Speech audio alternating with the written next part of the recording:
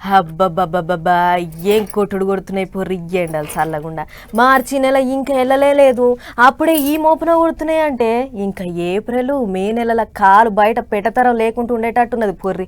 ఇక గీ మోపున కొడుతున్న ఎండలకు పెయ్యంతా ఏడెక్కి చిల్లు చేసుకుందానికి చిక్కులు పడుతుర్రు పబ్లిక్.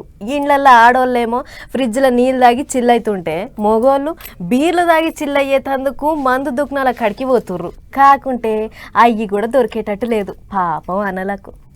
ఈ యుద్ధం ఇంట్లో మన్నువాడ మందు బాబుల కడుపు కొట్టేటట్టుంది పో. ఎండలు సుర్రు అంటుంటే బుస్సున బీర్లు పొంగిచ్చే భాగ్యం లేదు, బాడీ కూల్ చేసుకునేటి భాగ్యం దొరకనట్టుంది ఏడు పబ్లిక్ కు. అవు మరి పెట్రోల్ డీజిల్ లెక్కనే బీర్లు కూడా కరువు అయ్యేటట్టున్నాయి. ఎండాకాలం వస్తే మనోళ్ళు బీర్ల మీద బీర్లు కూల్స్తారా పెయిన్ని చల్లగా చేసుకునేటందుకు.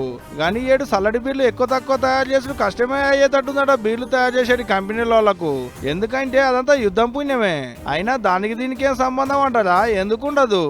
బీర్లు తయారు చేసేటి కంపెనీలు నడిచేటిది ఎక్కువ గ్యాస్తోనే. అసలు గ్యాస్ వచ్చేటట్టు లేకుండేటాళ్లకు బీర్లు తయారు చేసుడు తగ్గుడు పక్క అనేది కంపెనీలు నడిపించేటోళ్ళు అంటున్న మాట.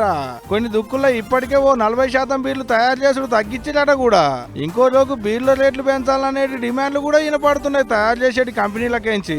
అయినా మనోళ్ళేం ఊకోర్లే, రేట్ ఎంత పెరిగినా బీర్లు పొంగిచ్చుడైతే పక్క. కొబ్బరి బొండాలు, పండ్ల రసాలు, చెరుకు రసాలు అయితే మనోళ్ళకేమన్నా దూపారుతుందా? దుకాణం కాడికి పోవాలన్నాయే, చల్లటి బీర్లు ఎత్తాలన్నాయే. ఒక్కదాంతో ఒళ్ళు చల్లబడకుంటే ఇంకోటి గుంజుడే. ఎండాకాలంలో తిప్పల కాకుండా ఉండేందుకు ఏం ప్లాన్లు వేసుకుంటారో ఏమో మీ ఇష్టం. కానీ బీర్లు లేవనేటి మాటిన పడకుండా చేయాలనేది బీర్లు తాగేటోళ్ళు అంటున్న మాట. అవు మరి ఎంత తయారు చేస్తే అంత లాభం వాళ్ళకే నాయే. యాకన ఉద్దర పెట్టని ఉత్తమ కస్టమర్లు మళ్ళా. అసంటి వాళ్ళ గోసపుచ్చుకున్నంత మంచిది కాదు సార్లు. సరిపోని బీర్లు తయారు చేయాలి, బీరుకు చేసి చెప్తారు కానీ మనోళ్ళు.